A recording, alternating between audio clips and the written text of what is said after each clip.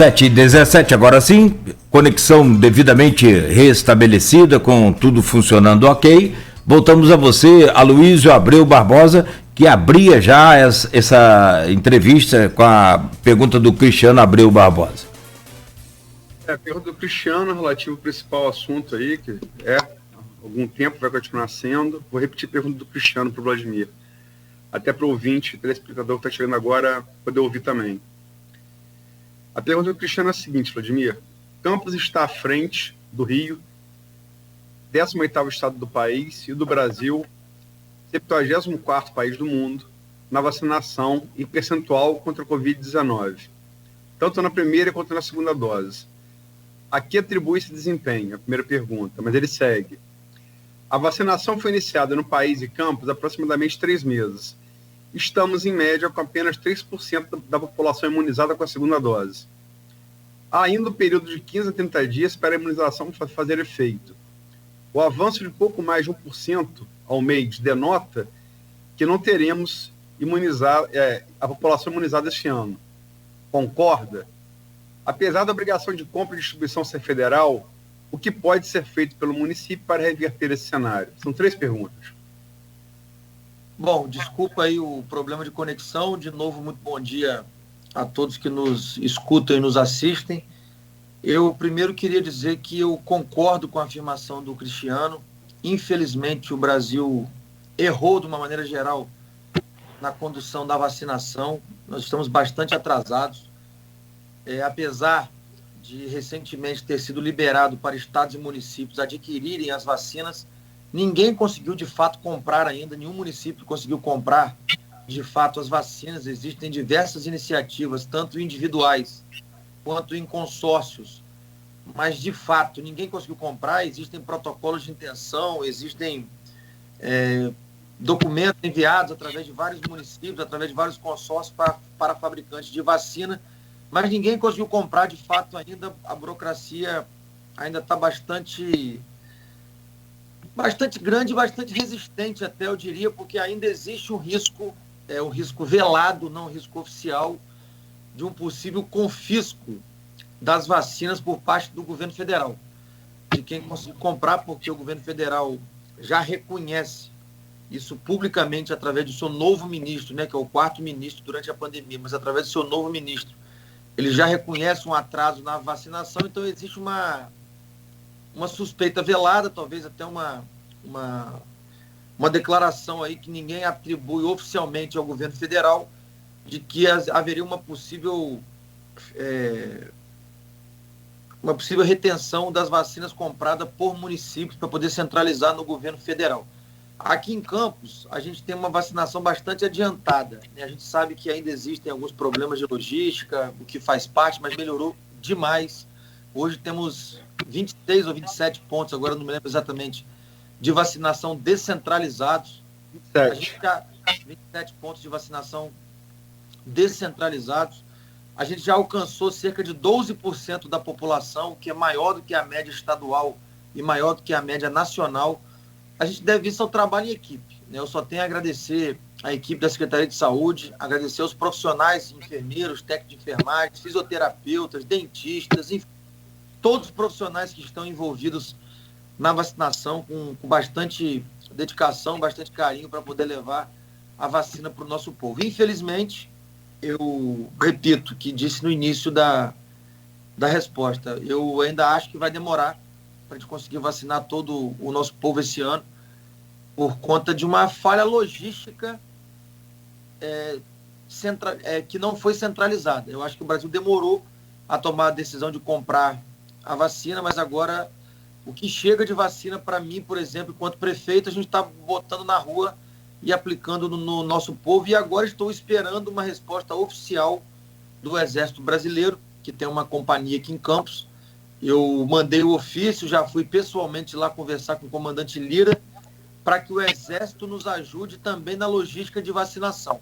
E aí a gente pretende, com a ajuda do Exército, acelerar ainda mais. Lembrando que o fato de acelerar pode nos deixar também sem vacina, porque nós já estamos acelerados no calendário oficial, nós já estamos acima na média, tanto nacional quanto estadual, e tudo que chega a gente quer rapidamente aplicar, mas à medida que a gente vai acelerando a vacinação, se a gente não recebe novas doses na quantidade que a gente precisa, a gente vai acabar em algum momento ficando sem vacina. Mas a nossa ideia é encurtar o calendário e acelerar o máximo possível.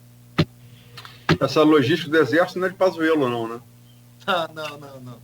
Não. Como é que vai funcionar essa logística do Exército aqui? Só para eu te passar e você também, obviamente, poder divulgar em todos os meios que puder e também quem nos escuta poder entender. A gente solicitou, a princípio, um ponto fixo dentro do Exército para vacinar as forças de segurança. Talvez isso não seja mais preciso. Explico por quê. O bombeiro já foi vacinado, a Polícia Militar já começou a se vacinar ontem, dentro da sua policlínica, lembrando que essas doses que a gente está fornecendo para as forças de segurança é a Prefeitura, devido à nota técnica que nós recebemos, porque sempre que chega a vacina, chega junto uma nota técnica descritiva de quais profissionais vão receber aquelas doses. Então a gente simplesmente segue a nota técnica e consegue incluir uma ou outra categoria, dependendo se for servidor público efetivamente da linha de frente, como foi, por exemplo, aqui a Guarda Municipal, a Vigilância Sanitária. Então a gente consegue incluir. Fora isso, a gente só segue a nota técnica. O que está na nota técnica de a determinada categoria que vai receber aquelas doses. Então, o que a gente pede ao Exército? Que nos ajudem na logística dos nossos pontos de vacinação. Coloque ali 3 homens do Exército em cada ponto de vacinação para ajudar na organização de fila e para ajudar também no cadastro que é feito de forma manual. Tem umas fichas que precisam ser preenchidas de forma manual, com o Exército auxiliando. Nesse cadastro, a gente vai conseguir acelerar o nosso processo interno nos pontos de vacinação e vacinar mais gente ao longo do dia. Você assumiu 1º de janeiro, você decretou o primeiro lockdown, com cuidado para não usar a palavra lockdown, pelo desgaste, com grupos bolsonaristas, enfim, cuidado político para evitar a palavra, mas fez uma restrição de circulação na segunda quinzena de janeiro por uma semana. Posteriormente, até o blog, pelo blog Opiniões Primeiro Noticiar, que ia ver a segunda, que tinha voltado da amarela para a laranja, anunciei que ia ter um novo lockdown, né? E no dia 19 isso se confirmou e passou a valer a partir do dia 20. E ontem começou a reabertura parcial do comércio, né? Após muita pressão dos comerciantes. Quer dizer, do dia 20 para ontem, que foi dia 12, 11 com mais 11, com 10, 21 dias. Em que esses 21 dias ajudaram a amenizar as estatísticas da Covid no município? Olha, é sempre bom ressaltar que todas as minhas decisões elas são baseadas na ciência e no que a equipe de saúde me diz. Dr. Charb, o Dr. Rodrigo Carneiro, eles afirmam que após 21 dias de restrição de circulação, começa a diminuir o contágio. E, de fato, a gente tem percebido isso nos últimos 2, 3 dias na procura das pessoas aos hospitais. Ainda existe muitas pessoas internadas, existe uma fila de espera que vem diminuindo a cada dia, essa fila vem diminuindo a cada dia realmente, essa fila de espera, mas a procura de pessoas para os hospitais com sintomas de Covid está diminuindo a cada dia também. Isso significa que as restrições dão resultado. O que a gente fica um pouco, eu não diria nem triste a palavra, mas um pouco incomodado enquanto ser humano, não é nem enquanto gestor público, é que algumas pessoas insistem em não compreender o momento que nós estamos vivendo. A vacina, o fato da pessoa tomar a primeira dose, ela não está imunizada. O fato da pessoa tomar a segunda dose e também não esperar o efeito da segunda dose, também ela não está imunizada ainda. O fato das pessoas continuarem se aglomerando de maneira clandestina, fazendo festa, elas estão colocando a vida delas em risco e também estão colocando a vida das outras pessoas em risco. E é muito ruim quando a gente começa a radicalizar nos extremos aqui em Campos, dizendo que a conta não é minha, essa conta é do outro, esse problema é do outro. Não, no final a conta é da sociedade como um todo, porque todo mundo convive em sociedade, ninguém se transporta, ninguém chega até outro lugar dentro de uma bolha sanitária, ela está sempre em contato com outras pessoas, seja no transporte público, seja caminhando na rua, seja no trabalho, seja no comércio, ela sempre está em contato com outras pessoas, e o que gera a disseminação do vírus é a circulação de pessoas. Ontem eu saí da prefeitura já bem tarde na noite, numa reunião intensa com os médicos do CCC. Né? Eles estão exaustos. Eles estão no limite físico, no limite emocional, no limite estrutural, inclusive por carência de medicamentos, carências de oxigênio, e isso não é um problema da Prefeitura de Campos. Eu falo com prefeitos aqui da região praticamente todos os dias. Todas as prefeituras estão com problemas estruturais, de falta de medicamento, de falta de oxigênio. Então as pessoas precisam entender que nesse momento a guerra não é A contra B, não é direita contra esquerda, não é comerciante contra poder público, não é comerciante contra quem faz festa. Essa conta, no final, ela é de todo mundo. A prefeitura tem feito a sua parte no que tange a fiscalização, a postura, a vigilância sanitária, a guarda municipal, eles estão na rua todos os dias. Nós triplicamos o efetivo da vigilância e da postura, triplicamos. Mas, infelizmente, Campos é uma cidade muito grande, não dá conta deles estarem em todos os locais ao mesmo tempo. E as pessoas parecem que brincam de gato e rato. Elas brincam, elas fazem festa que só anuncia faltando 30 minutos, elas começam a fazer festas em locais mais afastados do centro para não dar tempo da vigilância e da postura chegar. É uma atitude, eu diria, de falta de amor ao próximo, de falta de empatia, não é nem só de falta de sensibilidade do momento, não. Porque a gente está tendo uma média de 10 mortes por dia em Campos. Essa média, Luiz, para que as pessoas não se assustem, ela deve aumentar, porque, infelizmente, essa nova cepa, que é a chamada P1, a mortalidade dela, para quem vai para o tubo, ela é muito maior do que o coronavírus comum. Antigamente, você tinha uma média de cada paciente que se internava, 50% saía e 50% vinha a óbito. Com essa nova cepa, está em 80% a média. Quem vai para o tubo, 80% acaba morrendo. Então, nós vamos ter, das pessoas que já estão internadas, uma média de 80% que vai vir a óbito. Então, assim, é importante explicar isso às pessoas e reforçar a importância do distanciamento social. Se as pessoas tiverem amor ao próximo, tiverem empatia e puderem ir ao seu trabalho, puderem ir ao comércio e não se aglomerar, a gente consegue passar por isso, porque nós estamos aumentando o número de leitos a cada dia. A gente vai concluir, se Deus quiser, esta semana, com 109 leitos abertos em 100 dias de governo. Vamos botar que essa semana complete 110 dias, nós vamos estar abrindo um leito por dia. Quantos eram quando você assumiu? Eu não lembro o número exato de quantos eram, né? Eu realmente vou ficar te devendo essa informação de cabeça aqui, mas são 109... Esses 109 é o total, não são leitos novos. Novos leitos abertos. De novos leitos. Novos leitos abertos, tá? E não existiam até 31 de dezembro. Já o número de leitos abertos, nós estamos abrindo 109 leitos, sendo 62 de UTI e o restante de clínica médica. Vamos completar a semana abrindo leitos na Santa Casa, abrindo leitos na Beneficência Portuguesa, onde é o CCC, e também abrimos agora no Ferreira Machado, no HGG. Então são 109 novos leitos abertos. Mas não adianta abrir leito. Você sabe quantos de UTI, quantos clínicos? 62 de UTI e o restante de leito clínico, totalizando 69. Então, assim, é praticamente um leito por dia. Isso é muito leito sendo aberto, mas não adianta abrir leito. Totalizando 109, correto? 109 novos leitos, fora os que já tinham. Novos leitos. Desses 109, de UTI são 66, é isso? 62. 62 de UTI. Então, assim, o que eu queria... Isso apenas vamos concluir essa semana, tá? Isso na rede pública e conveniada, né? Na rede pública e na rede conveniada. É no município de Campos como um todo. Mas o que eu queria é continuar dizendo à população, alertando a população, e quem é médico e trabalha na linha de frente do Covid sabe o que eu estou falando, sabe que é verdade o que eu estou falando, porque muita gente acha que é invenção por parte do poder público. Não adianta abrir leito. Não vai conseguir montar a equipe médica. Os médicos estão exaustos. A prefeitura já está pagando as equipes médicas mais do que o valor de mercado. O problema não é o recurso financeiro para pagar e nem é má vontade dos médicos em receber e trabalhar.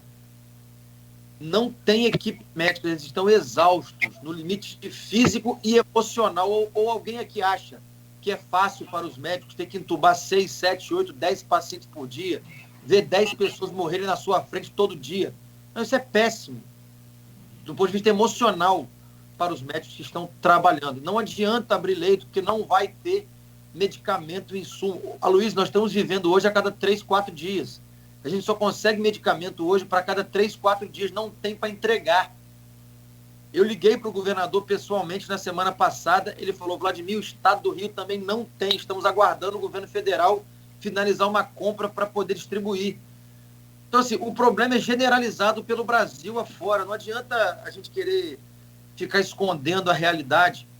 Nós vamos ter uma realidade muito em breve, Aloysio. E aqui eu faço uma revelação aqui, que eu não posso também ficar escondendo as coisas da população. A nossa equipe dos cemitérios públicos estão pedindo reforço de equipe, porque é muita gente sendo internada todo dia e, vamos supor, ontem tiveram, pelo menos até a hora que eu tive informação, 18 sepultamentos no cemitério do Caju.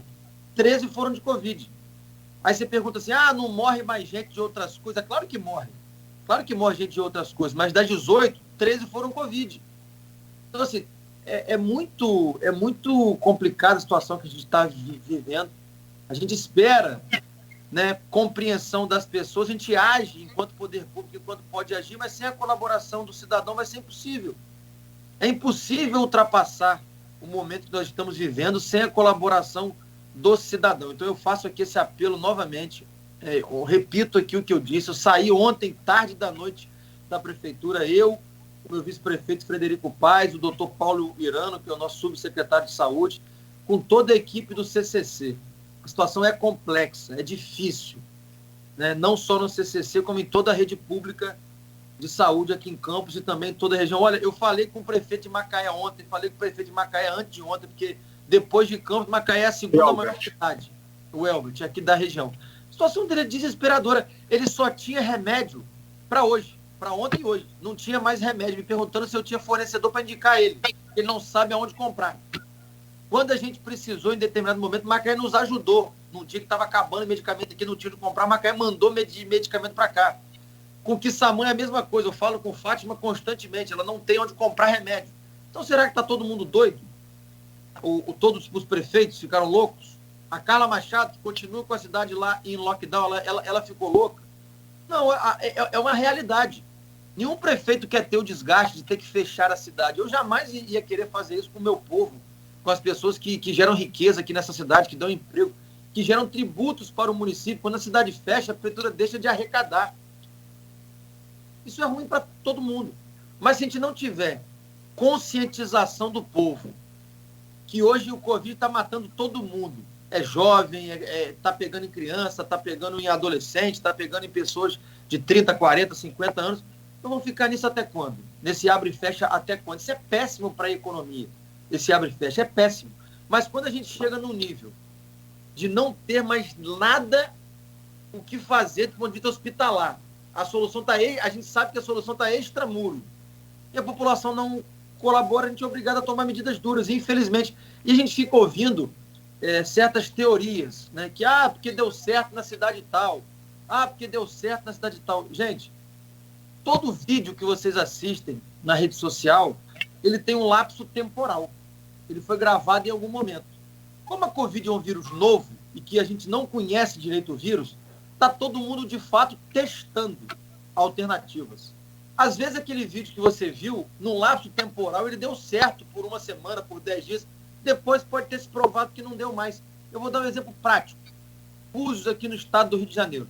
Búzios é a única cidade do Rio de Janeiro que havia adotado o tal do tratamento precoce. O que é o tratamento precoce, gente?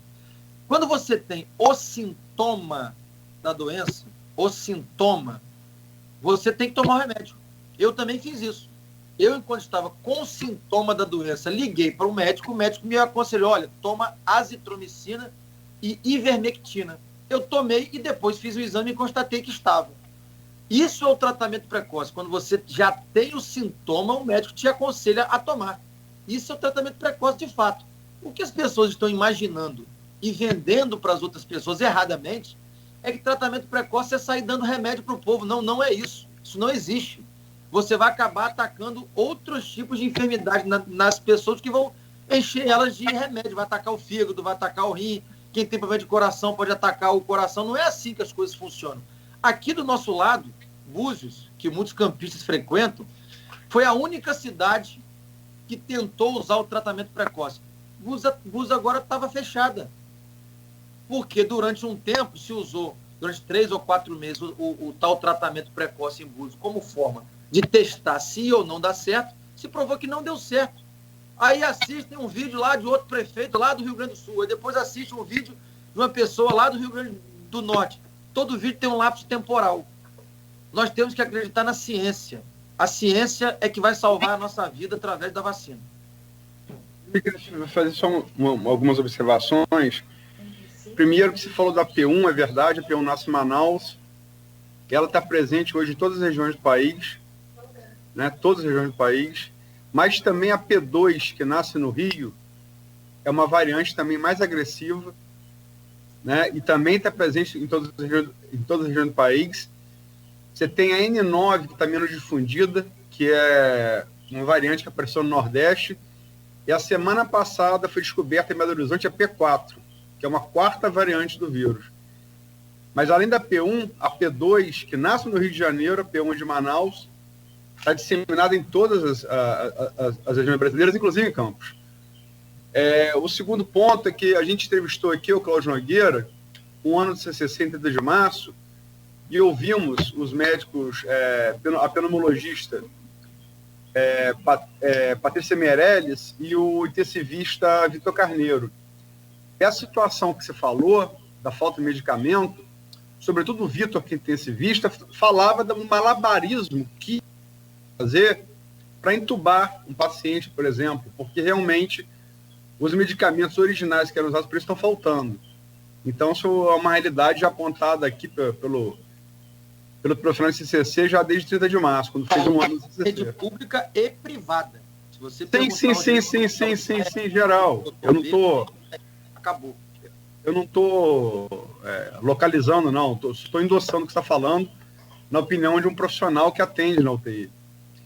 E em relação ao que você falou dos cemitérios, eu queria ler aqui um comentário feito pelo Marco Barcelos, que é cirurgião dentista, e foi ontem ao sepultamento do contador Alcimar, que faleceu de Covid, né?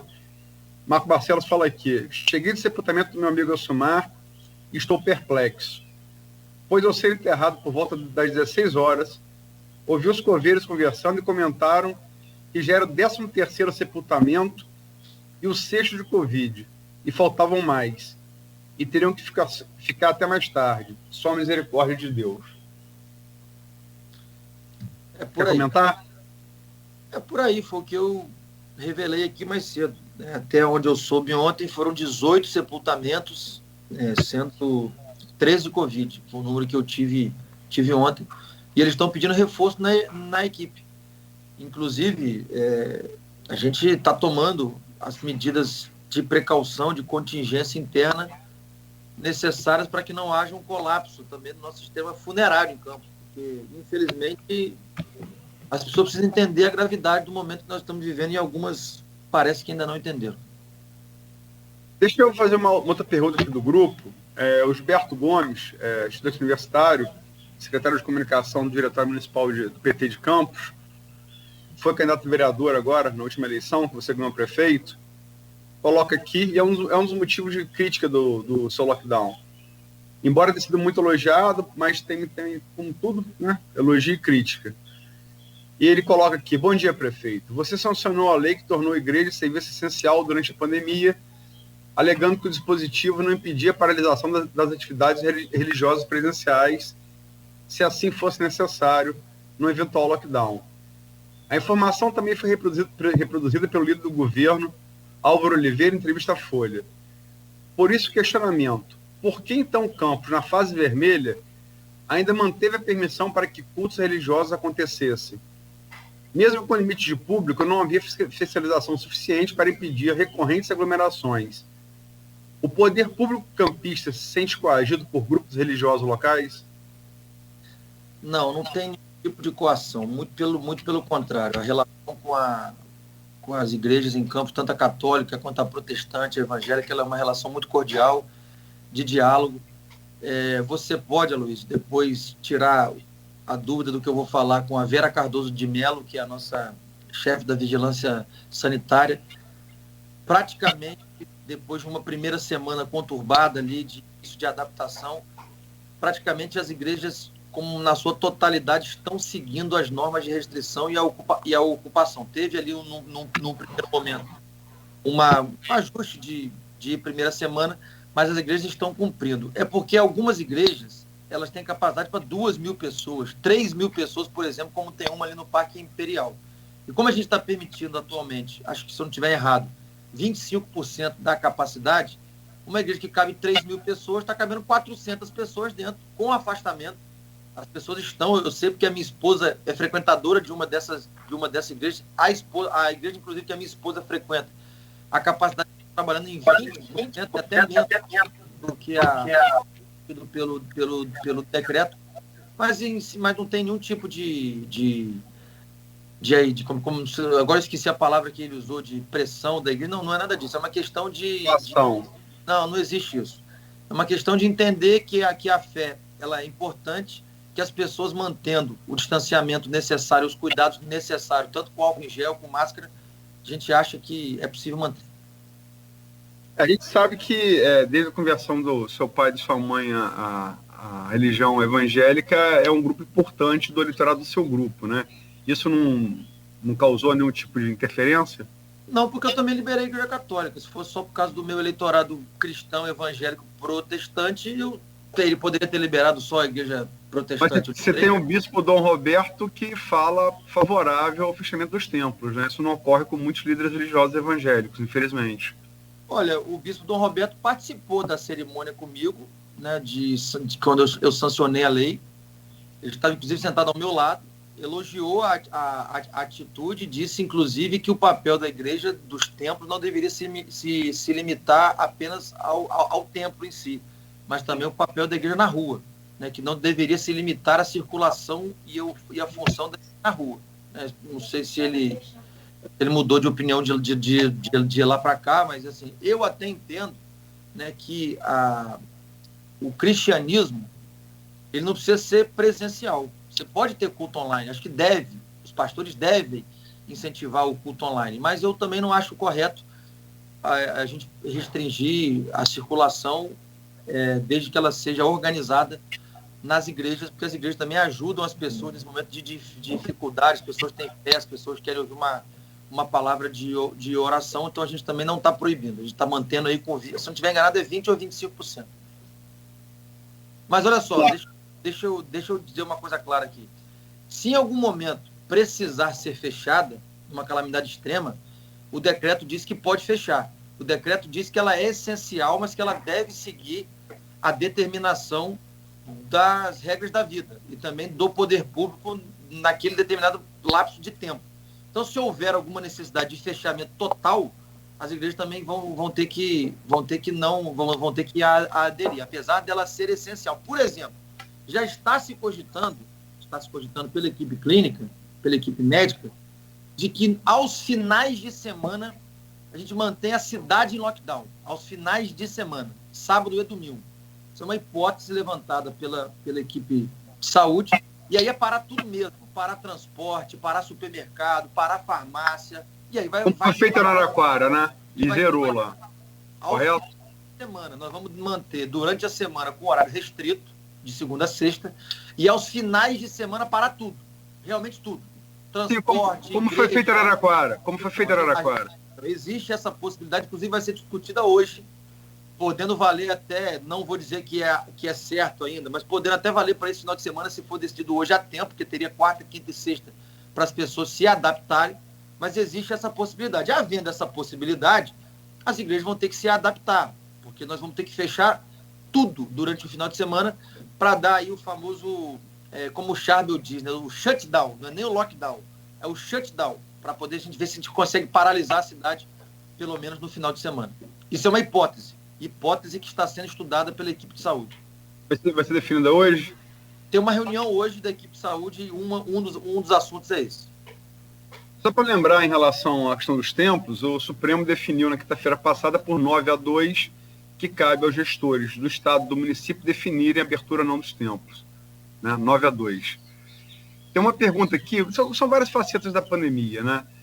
Uma pergunta da Odisseia Carvalho, concorreu com você, né, no primeiro turno, o cargo de prefeito, do PT, foi vereadora, né? Muito tempo de militância no CEP. Mas o PT está fazendo fila hoje, Gilberto e Odisseia. Eles são proativos, né? PT eles tá são proativos. Tem que lembrar que o Garotinho já passou pelo PT, né? Então tá tudo em casa. Foi o fundador do campo, mas isso são 82, eu acho. Chegou a ser o vereador mais votado, mas não se elegeu por causa de legenda, né? Mas vamos lá. Mas a pergunta é pertinente, é mais pela questão do ensino do que pela condição partidária. Ela pergunta aqui: as escolas da rede municipal estão fechadas acertadamente devido à fase vermelha. O CEP entende que as aulas presenciais somente depois da vacinação dos profissionais de educação. Tem previsão da vacinação desses profissionais? Odisseia, nisso nós concordamos. Eu não vou abrir as escolas enquanto os profissionais não estiverem vacinados.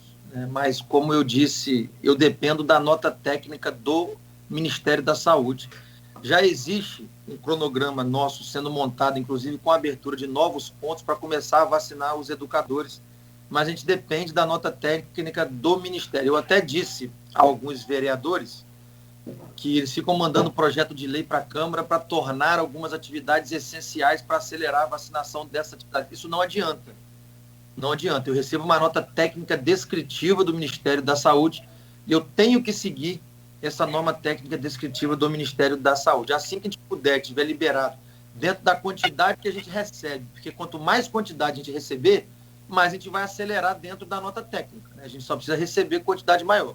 Tudo aquilo que a gente está recebendo, a gente está...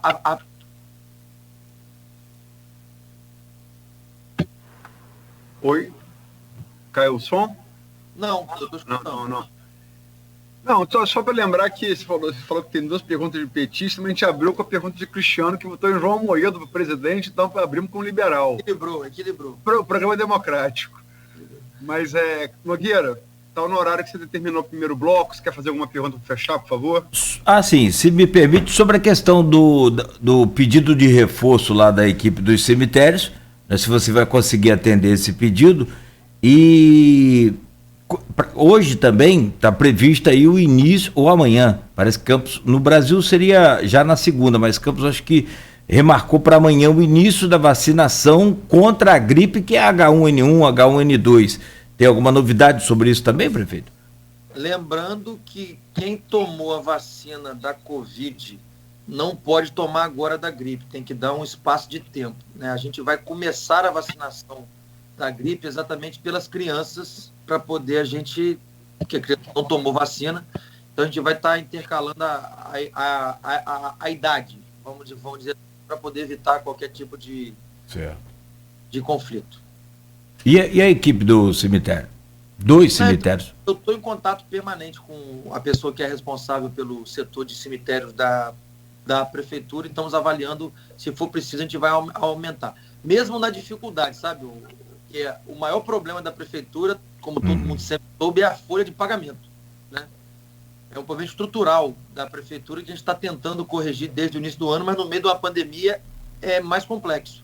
Porque nós temos que aumentar a equipe de saúde, temos que aumentar a equipe da vigilância, temos que aumentar a equipe da postura, agora temos que aumentar a equipe de cemitério. Então é uma situação difícil. Campos está vivendo do ponto de vista orçamentário, que todos nós já sabíamos que tinha problema do ponto de vista orçamentário, a gente já estava com a equipe preparada para encarar esse problema, mas a pandemia tem esse agravante e atrapalha o nosso planejamento. Mas mesmo dentro da dificuldade orçamentária, a gente está se virando nos 30 para poder atender. Só para fechar, em relação à questão dos templos, eu acho que depois da decisão do Supremo, Eu sempre falo isso, a melhor manchete, quem deu, foi um jornal tido como de humor. Foi o jornal não, publicação, né? Virtual, que é o Sensacionalista, né? Supremo prova que Deus é onipresente. Acho que a primeira manchete dada sobre o assunto. Na capital, Eduardo Paes também manteve as igrejas abertas. A questão de identificação não é nem... Isso não é identificação política, isso é convencimento próprio de que, com regras bem estabelecidas, a igreja faz bem ao povo. A igreja não, Deus, Cristo. E a igreja está ali como instrumento para poder ajudar as pessoas a passar por esse momento difícil. Deus faz muito bem, Cristo também, por isso que ele divertiu várias vezes, em várias passagens do Evangelho. Eu li uma aqui ontem de Marcos, onde ele ensina o Pai Nosso, que você pode rezar em silêncio e em casa. Pode também. Enfim. Pode também. Segundo palavras do próprio, né? Pode também. Deve, né? Fazer e de portas fechadas, de preferência. Bom, são... E que reze baixo para que digam, para que não reze para dizer, como ele tem fé, mas você prova a fé a Deus, né? Faz caridade, não diz para os outros, para não ficar falando, como ele faz caridade, né? Faz pelo bem, não pelo reconhecimento. Mas enfim. Vamos lá. E também não fica perturbando Deus, repetindo todo dia a mesma coisa, não, toda hora a mesma coisa. Não. Falou ali, ele já sabe. Vamos embora. 7h53. Vamos rapidamente ao intervalo e a gente volta com o prefeito de Campos, Vladimir Garotinho. Tem uma série de intervenções aqui, o pessoal, né, na sua maioria, concordando aí com o posicionamento do Vladimir, alguns discordando em relação a essa questão da igreja, o que é absolutamente normal, e a gente vai registrando aqui ao longo do programa essas intervenções em nossa página do Face, que sempre são muito bem-vindas. 7h53 em Campos, oferecimento dos laboratórios Plínio Bacelar, Clínica Proteus e Dedumas Baterias. Voltamos em instantes.